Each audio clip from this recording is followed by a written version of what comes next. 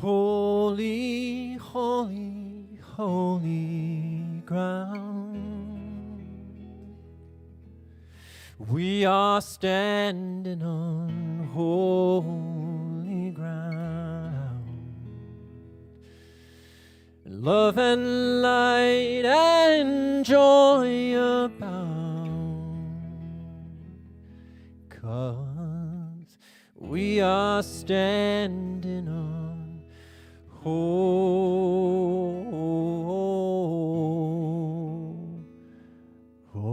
ground. Holy, holy, holy ground. We are standing on holy ground. Love and light and joy abound. We are standing on holy ground. Holy, holy, holy ground. We are standing on holy ground. Love and light and joy abound. We are standing on holy ground. Holy, holy, holy ground. We are standing on holy ground. Love and light and joy abound. We are standing on holy ground. Take it a trail.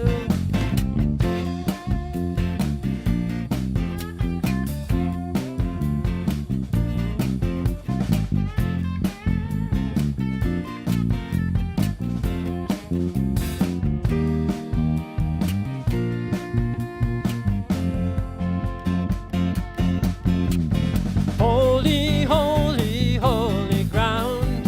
We are standing on holy ground. Love and light and joy abound. We are standing on holy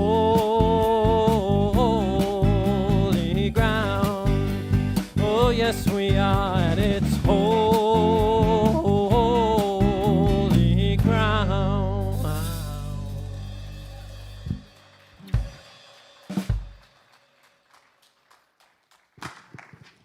Good morning. Welcome to the Center for Spiritual Living Santa Rosa, and thank you to our awesome band and Chris for that beautiful song. Yay. My name is Julie Burns. I'm a former trustee here at the center and a licensed practitioner, and I'm so happy to be here with you today. If you are joining us for the first time, welcome. Please know that your children are welcome here too. They're welcome to sit with you here in the sanctuary or in the back at our family room. And we also have a fun coloring table out in the social hall. And we'll even post your child's crayon art on our bulletin board. And parents, if you are wanting to get plugged into our youth program, please share your information with us at the front desk, at the information desk, on your way out. Or if you're watching us online, you can send an email with your info to youth@cslsr.org. And thank you also to our live stream viewers. We are so grateful that you are sharing this time with us. Live streamers on Facebook and YouTube, if you love watching us online, please consider sharing with your friends by clicking on that shiny share button at the bottom of the screen. This helps us to get the word out about our beautiful teaching with the world. If you would like more information about what's happening here at the center, please visit our website, cslsr.org. There you will find our Sunday bulletin by clicking on the picture of the typewriter on our website. It contains everything that's happening throughout the month at our center. And if you're new and wondering what we're all about, please pick up the What We Believe pamphlet at our information table, or email Linda Hahn and she can send you a digital copy. At the Center for Spiritual Living Santa Rosa, we are motivated by a vision of a healthy, loving world. It is known as the Global Vision and calls us to imagine a world that truly works for everyone. We envision a world in which we live and grow as one global family that respects and honors the interconnectedness of all life. A world where this kinship with all life prospers and connects through the guidance of spiritual wisdom and experience. We follow this vision through the 5 core spiritual practices of our teaching. Would you please read them with me?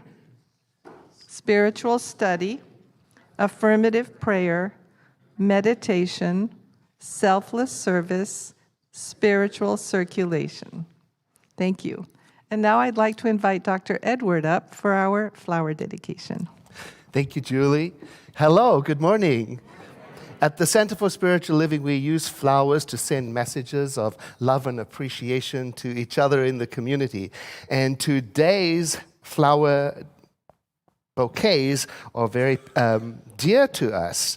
Our staff and education ministry is saying farewell to 2 of our beloved staff members in that education ministry. Reverend Tara Steele, who is sitting right over there, and I do believe I saw Linda Almeida. Where are you, Linda? She's outside? She usually sits right over there. So there she is waving from the back. And it is with mixed emotions that we wish them farewell, because we will most certainly miss their presence on our staff team. Nevertheless, we must trust that both Reverend Tara and Linda will continue to be members of our community, sitting in the chairs with us, enjoying and celebrating with us, and that we will continue to see their warm smiles at services and events. And so these flowers are to say thank you, Reverend Tara, and thank you, Linda, for everything that you have done to keep our education ministry alive, afloat during the pandemic years. We appreciate you more than words and flowers can say. Thank you.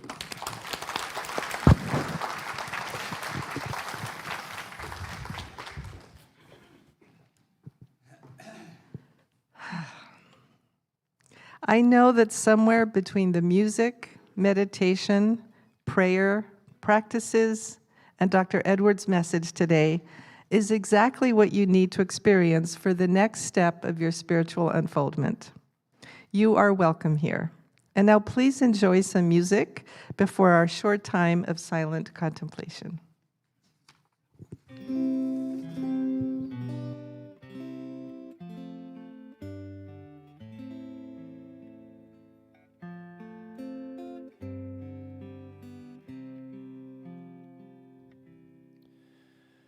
Loving Spirit, dwell in me.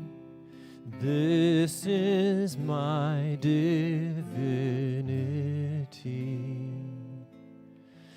As within, so without.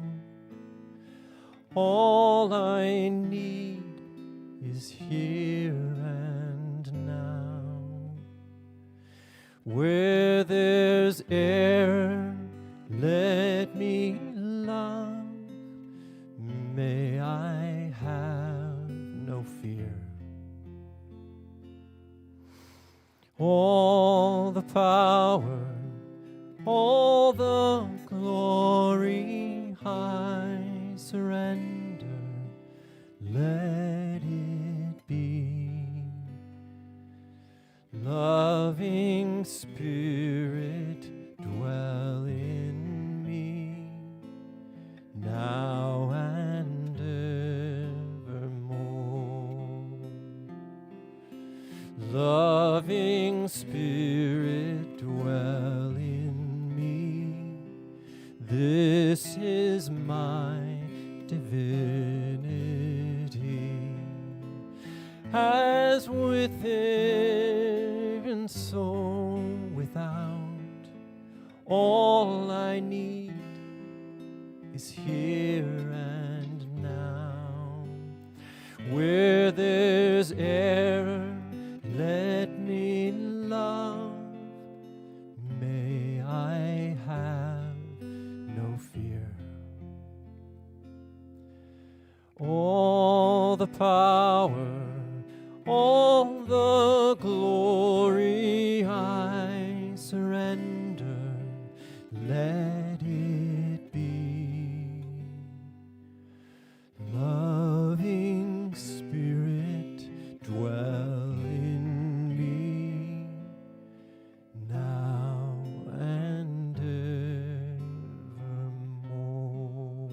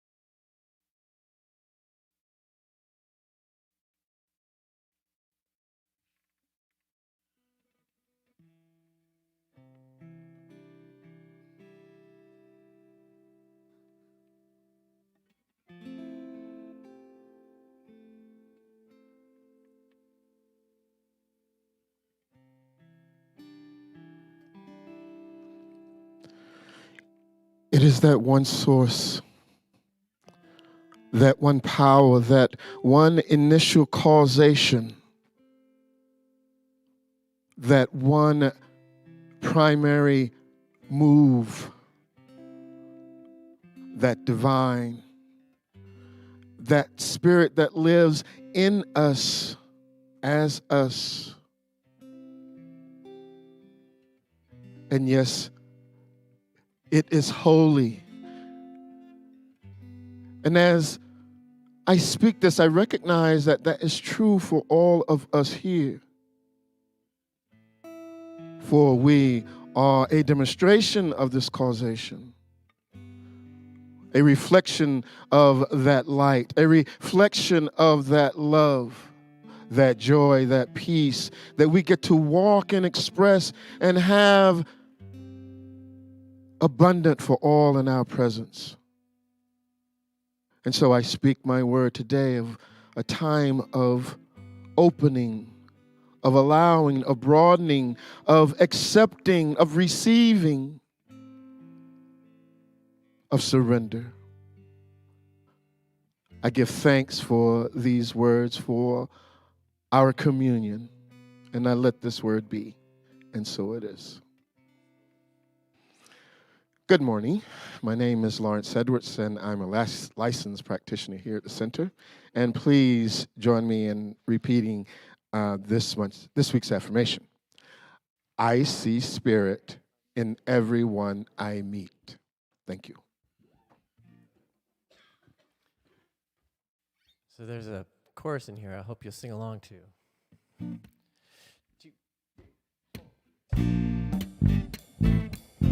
Correction, all the lyrics are up. Sing anything you want. In the name of love, with a heart of grace, overflow in us, decorate this place. As it is below, so it is above. May we always must stand in the name of love. And when the veil is gone, there's only one of us, only one, in the name of love. When the day is done, we will sing this song all as one, in the name of love.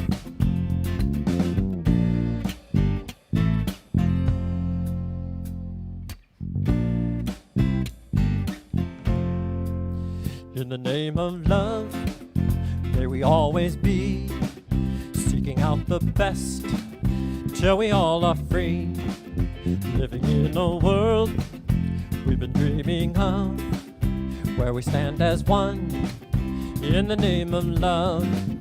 And when the veil is gone, there's only one of us, only one in the name of love. When the day is done, we will sing this song, all as one in the name of love. Oh yeah, in the name of love, in the name of love. Oh yeah, in the name of love, in the name of love.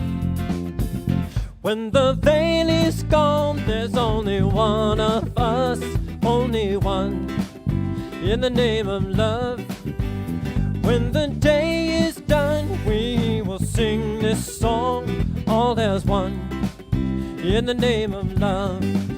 Yeah, when the veil is gone, there's only one of us, only one in the name of love. And when the day is done, we will sing this song, all as one in the name of love. Oh yeah, in the name of love, in the name of love. Yeah, in the name of love, in the name of love, in the name of love, in the name of love.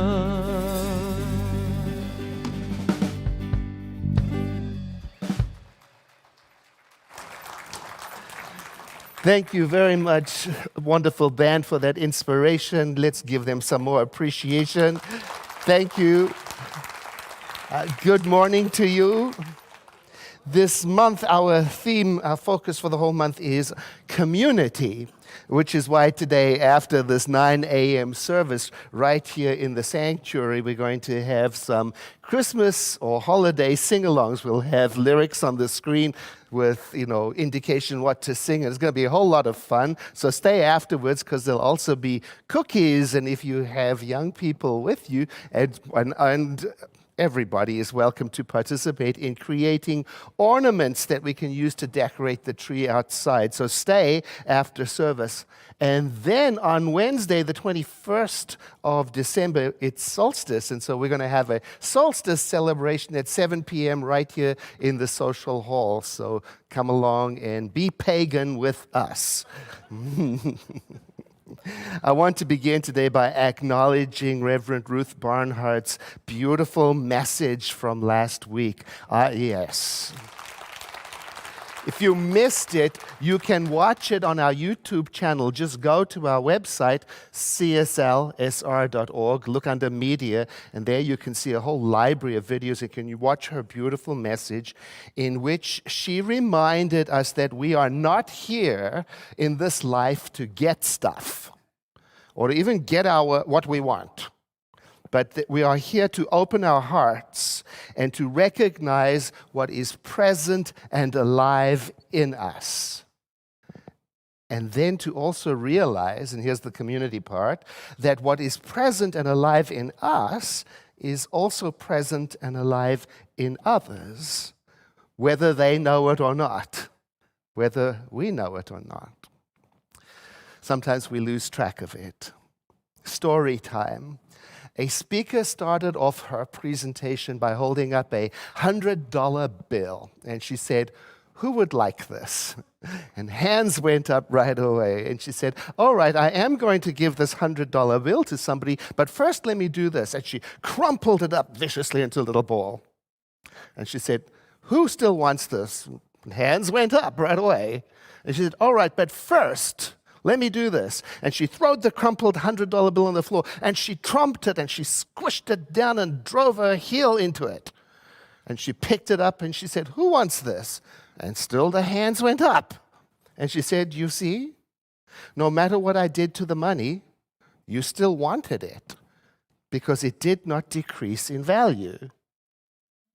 And the story, as simple as it is, it continues to inspire me and remind me that sometimes in life we may be dropped, crushed, ground into the dirt.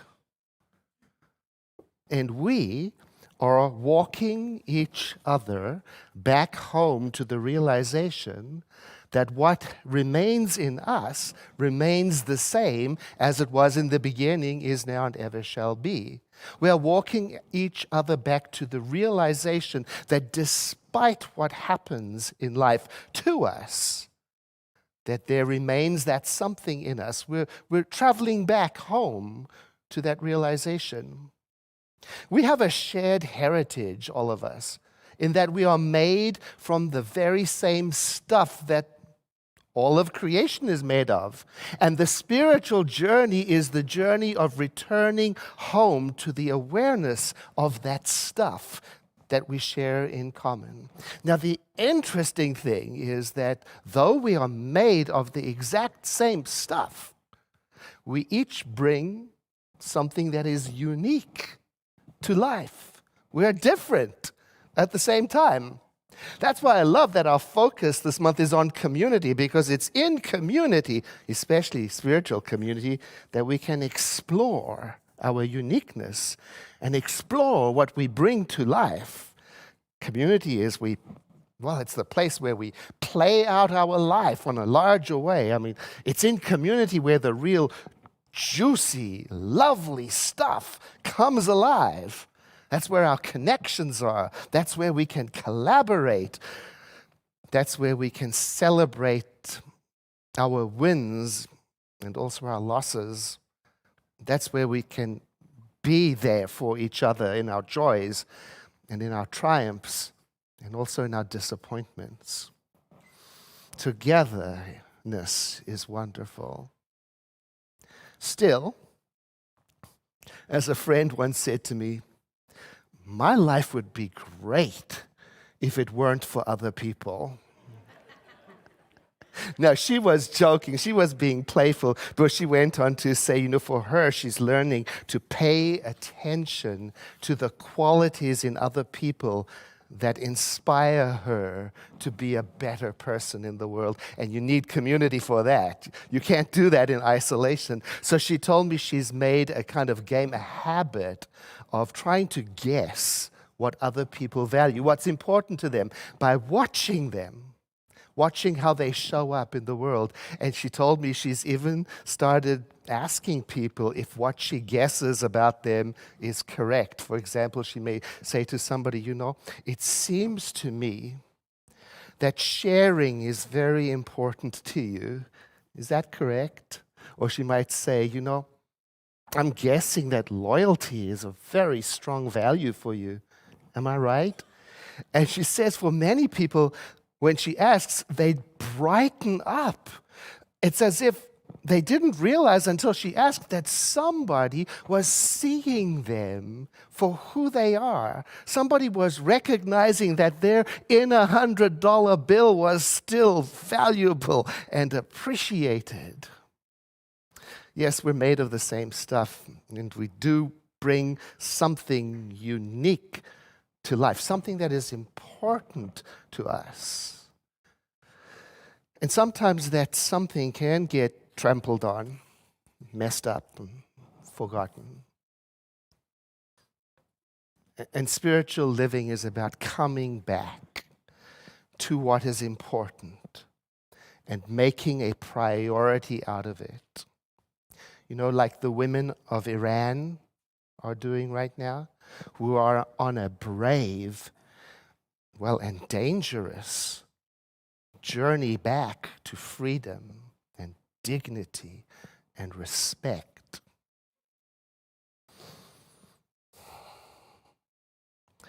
Getting clear on what is important, to me, it was a life changer for me. Getting clear on what I let influence me was very eye-opening for me. I remember many years ago watching a documentary about the advertising industry in which it explained how we can let outer appearances influence us to the point where they can override the things that we value. Because it turns out, the documentary said, that the more physically attractive a salesperson is, the greater their sales are. And I watched and I thought about it. I said, do I really let myself be influenced like that? Am I that shallow? Well, to be brutally honest, yeah. Sometimes I will let charming take priority over authentic. Sometimes I will let being dazzled take priority over integrity. I'm just confessing to my community. And sometimes I will even make excuses for bad attitudes and behavior if I think genius is present.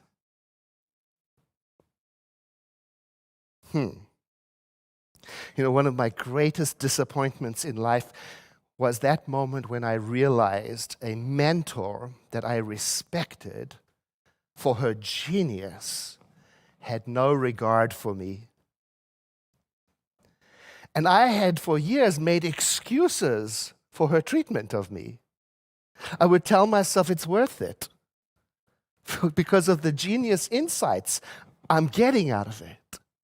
You see, somewhere along the road, I forgot I forgot that important saying, people don't care how much you know until they know how much you care.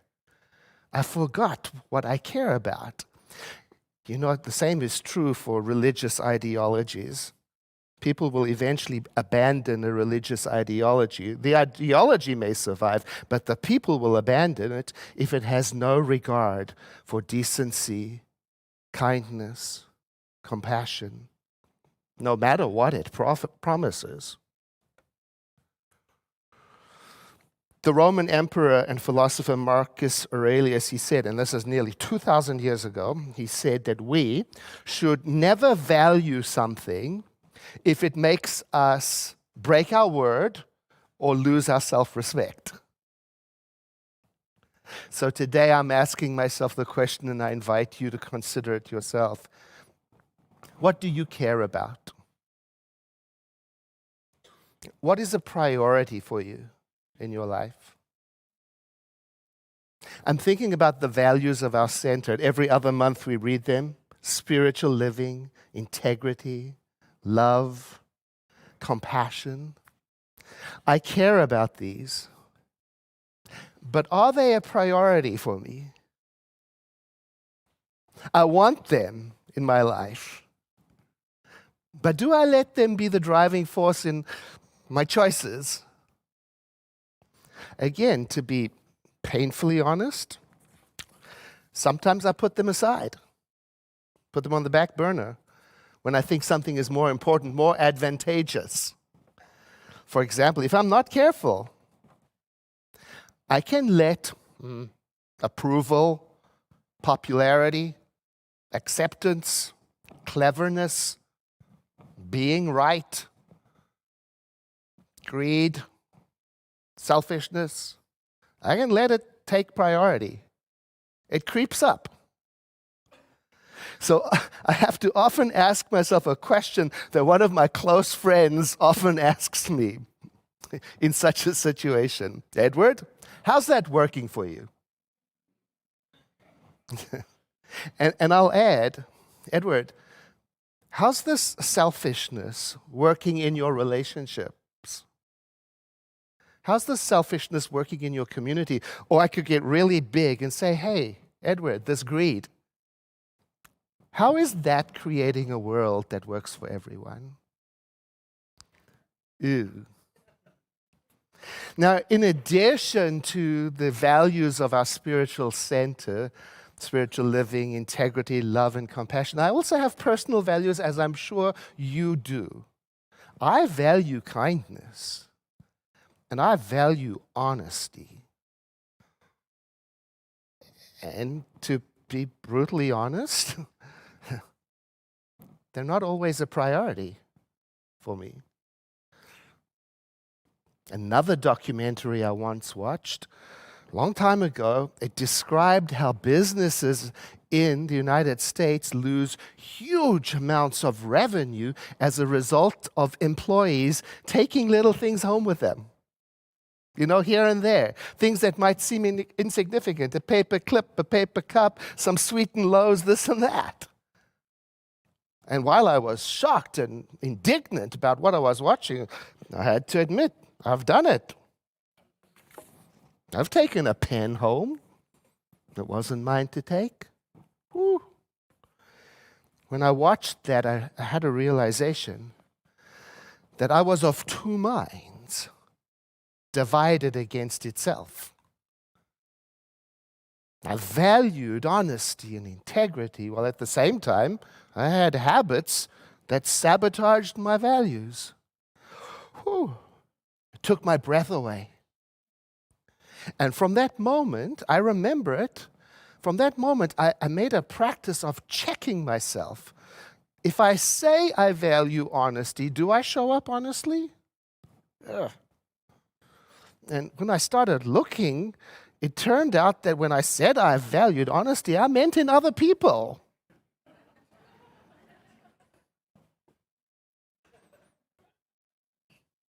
In you.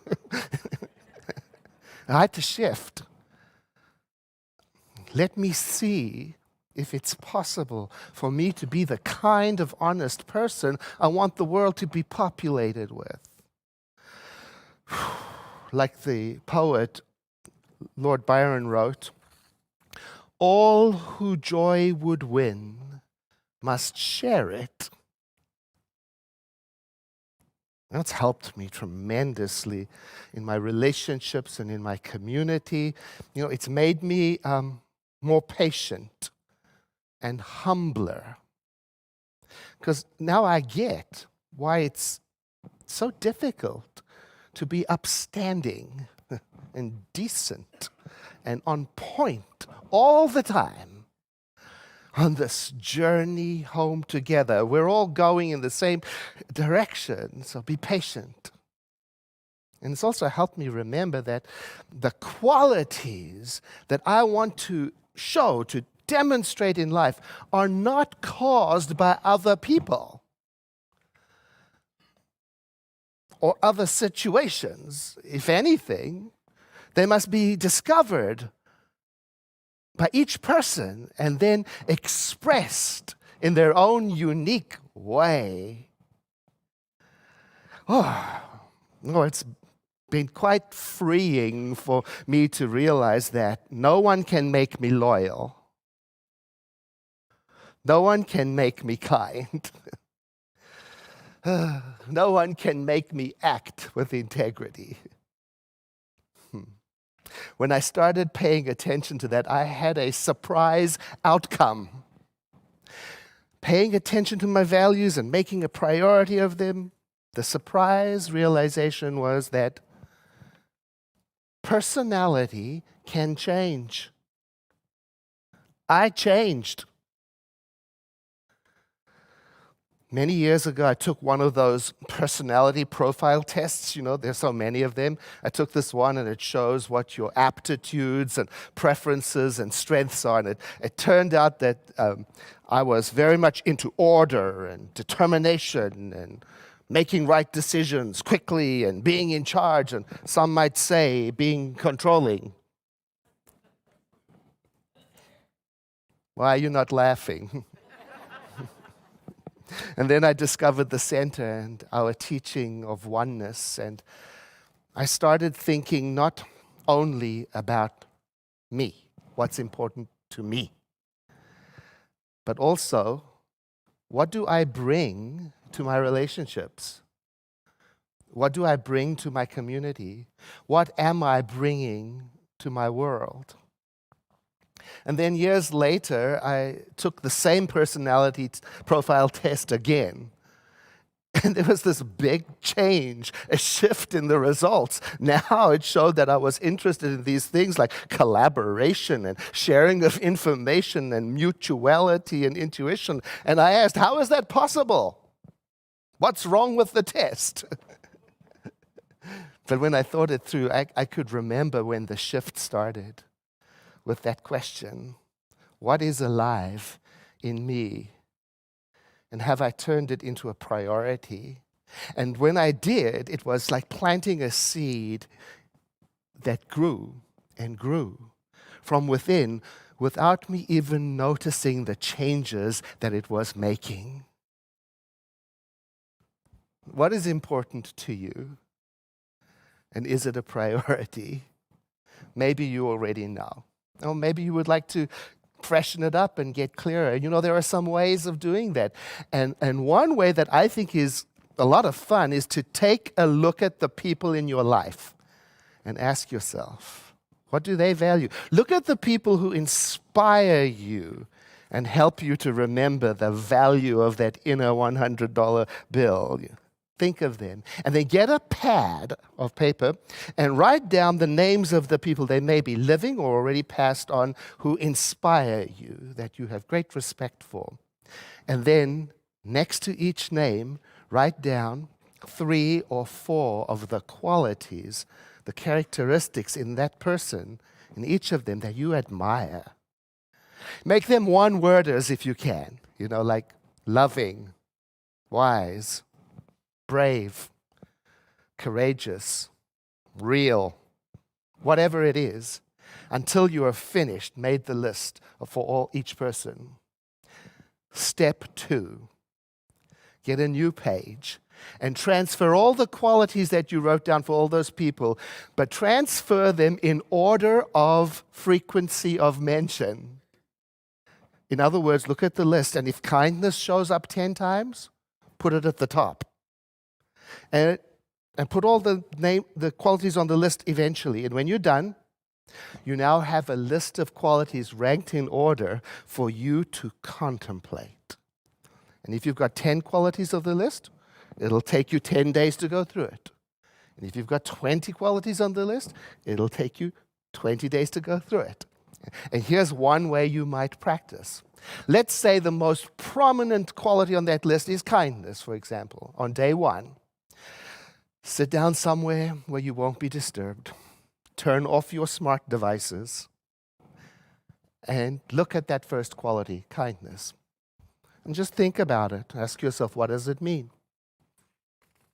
If you're a journaler, journal about it. Or if you're a researcher, get online and look up what does it mean.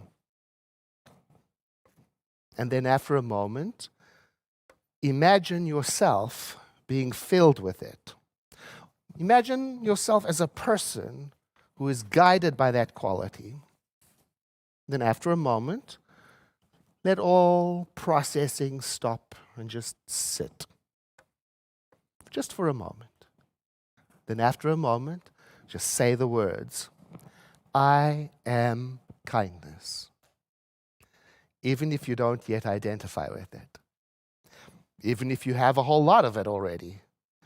And that's it. Seed planted. The next day, you move to the second quality on the list. And then the third, and then the fourth. And when you get to the end of the list, start again. Until you've done it for 3 months. Here's what happens. Well, it's what happens to me.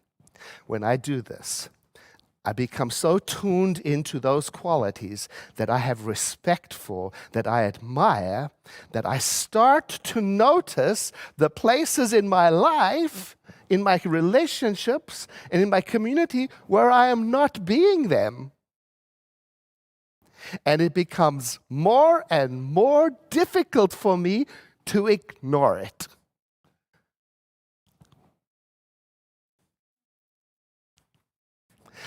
I once met a scientist, a wonderful woman. We would have great conversations. I always learned something when talking to her, no matter what the topic was. And here's the thing I valued and admired about her even more than the interesting conversation. She never ever had to explain to me that integrity was important to her. I got it right away. And here's the other thing I loved about her. Her personal commitment to integrity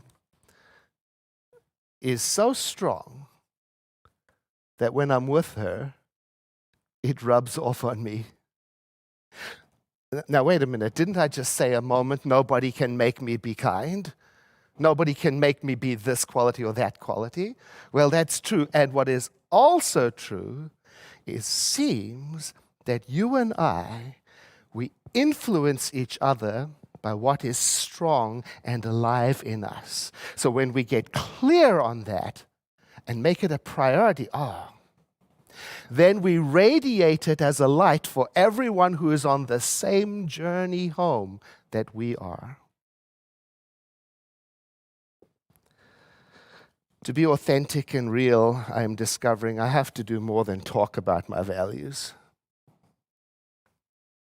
I have to live them. And if I fall down, or if life crushes me, I'm going to remember that $100 bill, and I'm going to start again in the morning. And I hope you will too. I invite you to take a breath in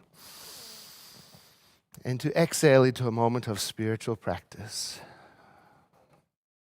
There is only one life, our founder would say, meaning the spiritual life, the energy of life, the ground of all being, the living spirit, whatever name, divinity, that is flowing in and through all of creation, always, permanently, always present, always available.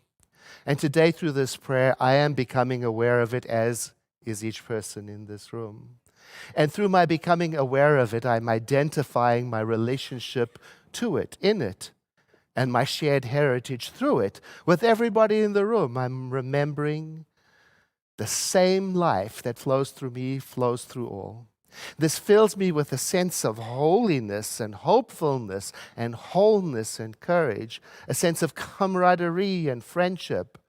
And so today I remember to open my heart as much as possible, to see with spiritual eyes to the truth of every person's being and mine, that we are on the same journey, different and the same. A holy and beautiful mystery. And though I may not know humanly how this works out, I know that there is that within me, and it is the same that which is in every person that does know. And so I turn to it today by way of this prayer, calling it forward to guide me and inspire me, to instruct me. And with deep gratitude in my heart then, I breathe, lift myself up, to take my place in the community of beings, to step forward into life as an ambassador of love, a presence of kindness. And with deep gratitude for this moment of prayer and the realization that is taking place even now, I say, and so it is.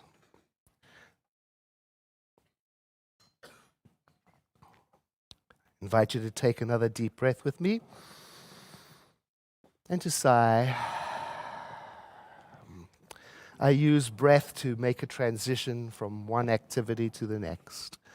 And we are transitioning into our practice. You saw the practice, spiritual circulation. That is all the practices that keep us in the flow. In this particular time, it's our offering where we support our center financially. Many of you know that we are completing our giving intention season where we declare to the center what we intend to give next year, and I want to thank you so much for it. Here's some updates. We have received, as of today, 429 giving intention forms that represents individuals and families. Now, that number of forms received is slightly lower than the total number of forms that we received last year. However, the total amount pledged is higher. Now, what this tells me is that we have heard the request for support and that we understand that our center is coming out of a pandemic lethargy and that we, the land owners of this center, are here to support it. And so I thank you for that. I thank you so much for stepping forward. And a number of people have contacted us on email and in person, said, is it too late for me to give? No, it's never too late, because we understand our community. We show up when we want to. So if you would like to add your giving intention to help us understand the profile of next year, please do so. You can still do that online or in person today. We welcome your what's that word? Participation. And most importantly, I want to thank you for your support. And now I'm going to invite the ushers to stand in their place. Many of you give electronically, and some of you give online, and some of you are a part of the auto giving program, and some of you put checks in the basket, and some of you who give online or automatically miss the ceremony of putting something in the basket, which is why we print these forms. It says, I auto give or auto tithe. You can pick one up so that when the basket comes around, you can put it in as a symbol of the gift already given. And that way you feel the participation, the community experience. So taking your gift in your hand or placing your hand on your chest as a symbol of your gift given in another way, including being present or being online or volunteering, whatever way you give, think with me of that givingness in your heart. And please say, I bless this gift. I send it forth to heal and prosper. It does amazing work in the world. And I am grateful. And so it is. Ushers, please receive the gift.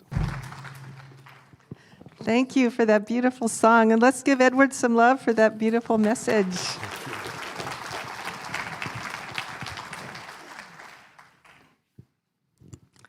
So, as Reverend Edward mentioned, our last community party of the year starts right after this service ends. Bring your children to make Christmas tree ornaments out of colored paper and stickers and bedazzle them. Adults are welcome too, or you can hang a decorated ornament on our social hall Christmas tree. And while you're here, enjoy a cookie and some holiday sing-alongs. It's going to be so much fun. Our Christmas Eve candle lighting services are just around the corner. We will have 2 services on Saturday, December 24th, one at 6 and one at 8 p.m. Christopher Fritchie has put together some amazing music and musicians for this service. Dr. Edward will share a message with us, and we will light candles together. Please let us know by RSVPing for the service you are intending to join so we know to expect you. And you can do that by clicking the photo of the 4 red candles on our website. We have an easy way for you to support your community and to make use of all those little soaps and shampoos and lotions that you pick up when you travel and stay in hotels. We are collecting these for distribution during the holiday season to people living with mental illness. Please consider donating deodorant, toothpaste, toothbrushes, and regular bars of soap. You can place your donations in the box near the entrance to the social hall through Sunday, December 18th. Our Being and Belonging group meets today with special guest speaker Olivia Kinsler. We will be talking about the word namaste. Does this word mean what you think it means? Are we using it properly? Should we use it at all? We will look at the Hindu and Christian interpretations of the word at 1:30 p.m. Pacific time today on Zoom.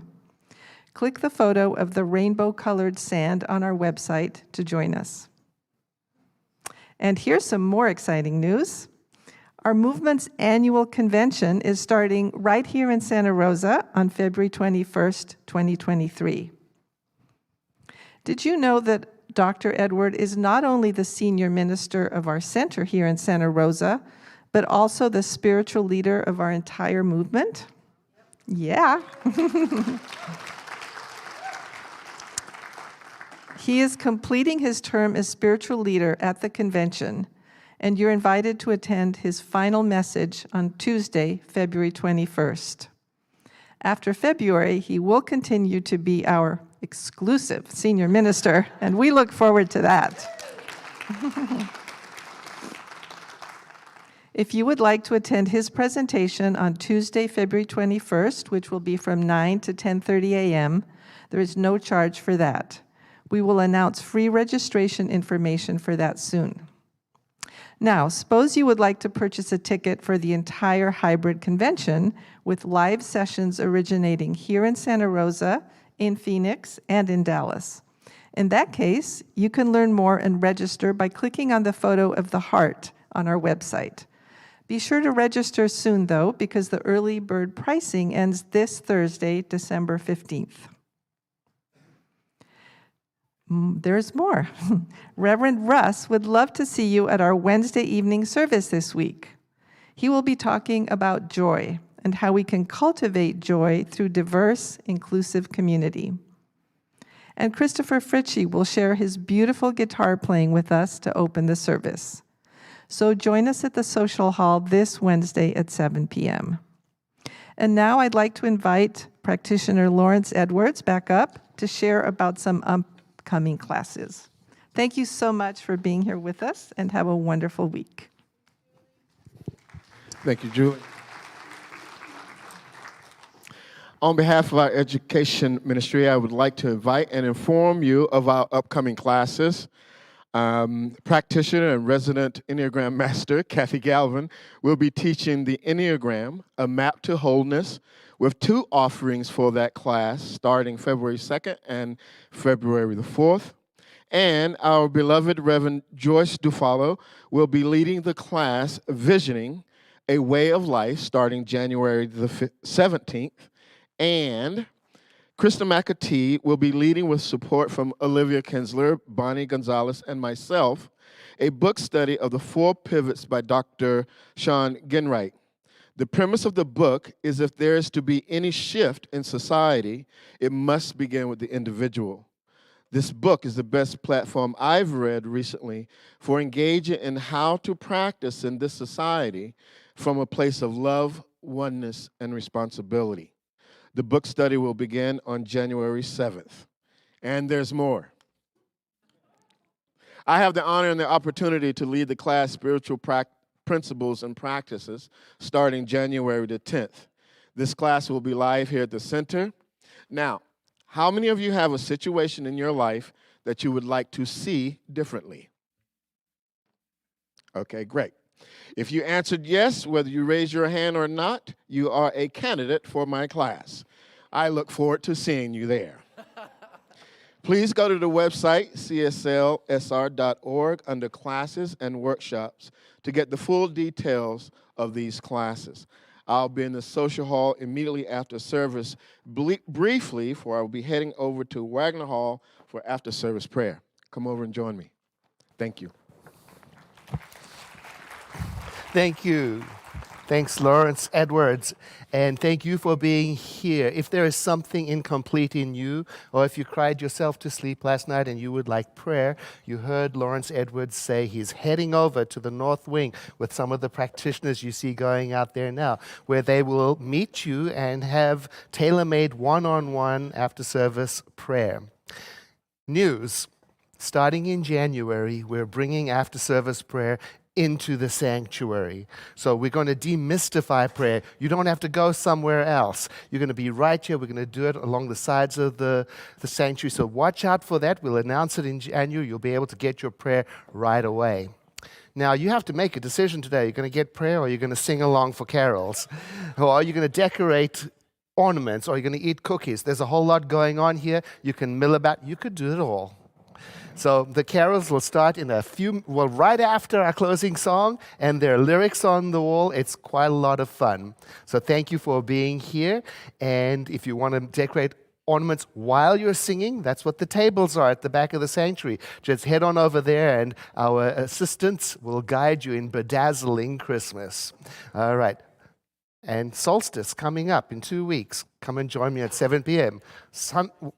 The 21st, that's right. All right. Now, won't you please stand saying something wonderful is happening through me right now? It is this thing called life.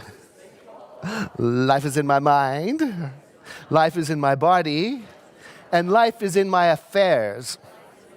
I think it, I feel it, and I accept it, just the way that it is, and just the way that it is not. Thank you, life. Know with me that you are never alone, that Spirit is right where you are, that you have only to look within at any moment to know that you are guided, sustained, and empowered by a presence that expresses itself as you in this world. In deepest gratitude, let us live our lives accordingly, so that in everything that we do or say or think, we honor this presence within. And so it is. Let us close in song. I release and I let go. I let the Spirit run my life, and my heart is open wide. Yes, I'm only here for God. No more struggle, no more strife. With my faith I see the light. I am free in the Spirit. Yes, I'm only here for God.